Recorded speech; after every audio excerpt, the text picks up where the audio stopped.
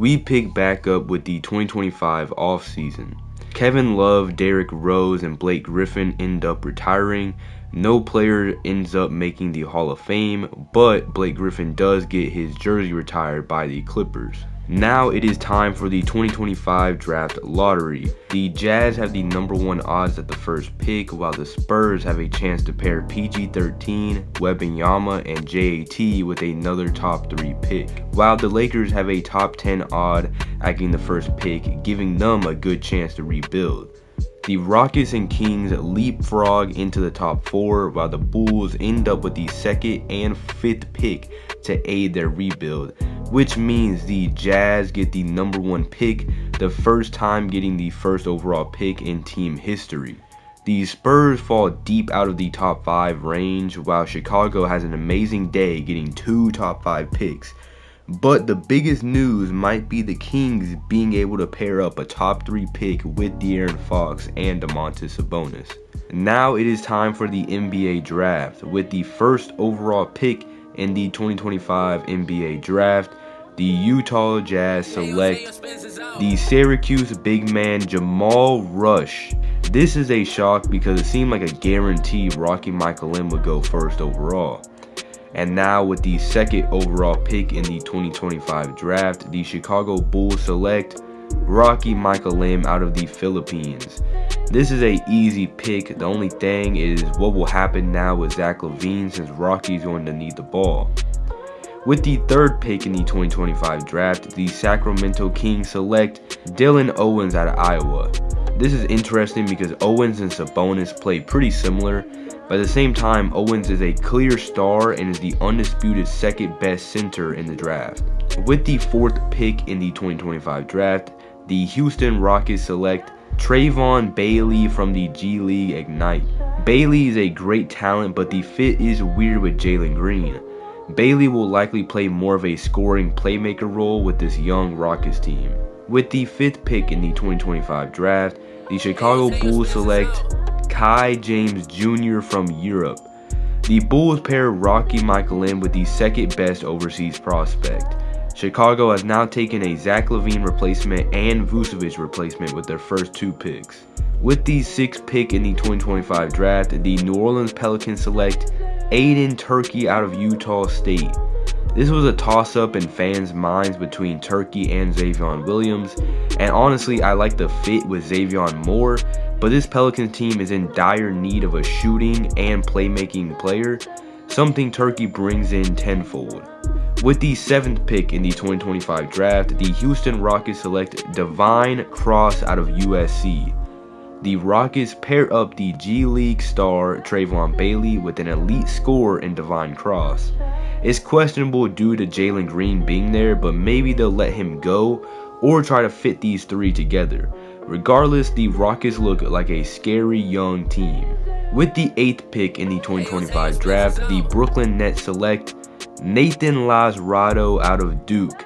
The Duke super team finally gets their first prospect on the board, being the lengthy do-it-all wing Nathan Lazarado. I love the fit with Lazarado and Mikal Bridges. The duo should make Brooklyn a nightmare for anybody going up against their defense.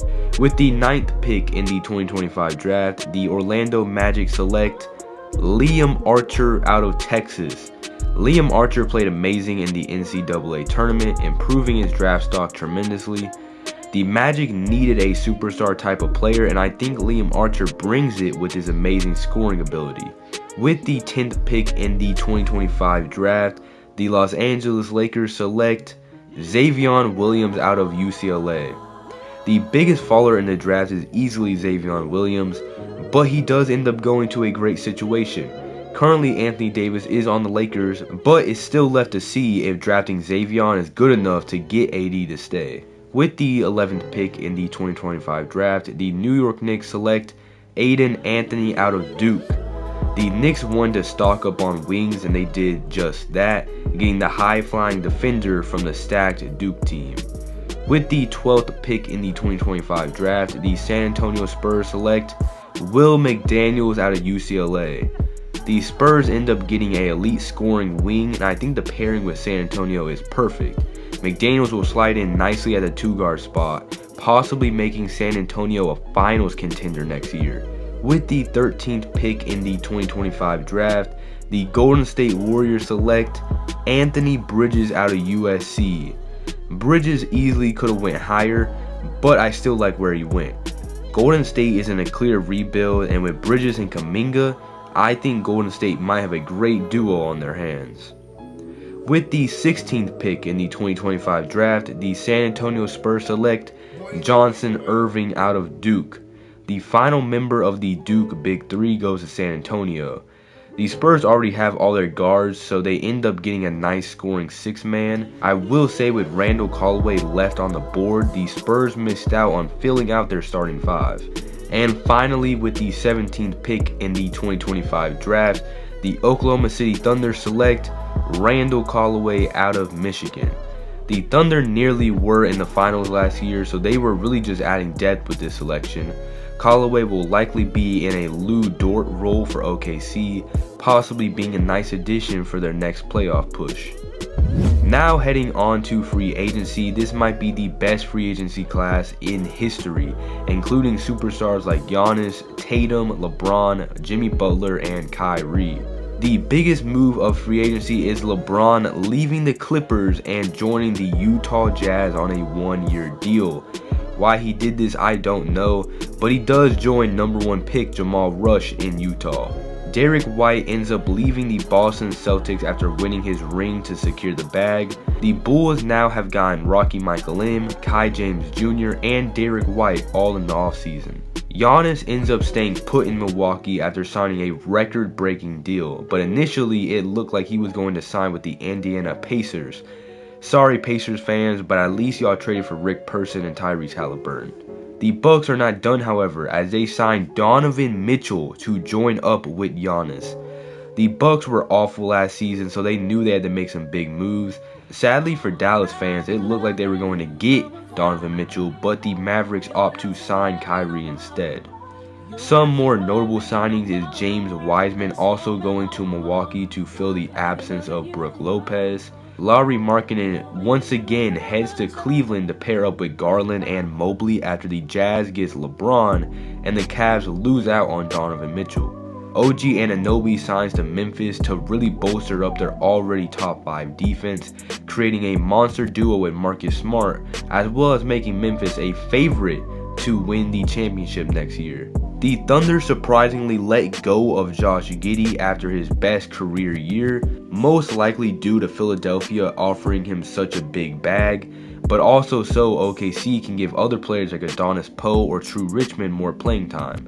The 76ers go out and get a great playmaker to make Embiid's life a whole lot easier. Washington signs Miles Bridges in free agency. After one season in Atlanta, Bridges decides to seek more money and the Wizards give it to him. I could see a breakout season from Bridges since the Wizards suck, but I doubt it'll result in team success. Now for some trades, the Bulls end up trading Zach LaVine to Philadelphia for Buddy Hield and a first-round pick. Chicago clears up cap space while the 76ers pair up Tyrese Maxey, Westbrook, Josh Giddey, Kevon Looney, and Embiid with Zach LaVine. The Bulls fully rebuild by trading away Vucevic as well, in return getting Wendell Carter Jr. Wendell struggled heavily last year, so the Magic do get a big upgrade, while the Bulls free up cap space and get younger. And finally, the wait is over. Anthony Davis is finally traded from LA, and he's going to Memphis to pair up with John Morant to make a push for a championship. Ever since LeBron left, it seemed impossible that AD would stay, and it would become reality. The Lakers don't get nothing though, as they do get a nice haul of picks as well as Jaren Jackson Jr., a great young replacement for Anthony Davis. The next trade is one that's been on the table for a while. Pascal Siakam heads to Dallas in exchange for Derek Lively and a first-round pick. The Raptors don't want Siakam anymore due to them rebuilding, and he's 31 years old, so his value is already on the decline. The Mavericks give Toronto a nice young big and role player as well as a future first-round pick. Lively is being underutilized since the Mavericks drafted Javon Ayuk, the Rookie of the Year big man, so letting him go to fill out their roster with win-now pieces is not a problem for Dallas. And lastly, news around the league seems to be saying the Utah Jazz are getting an overhaul for their logo, jerseys, and court. In my opinion, their new look is a big improvement over their bland, bright color scheme from before. And with that, I think that's going to wrap up the video. Hope you all enjoyed the quick off-season episode. If y'all want to make a player, join the Discord link in the description. I'll see y'all guys next time. Peace.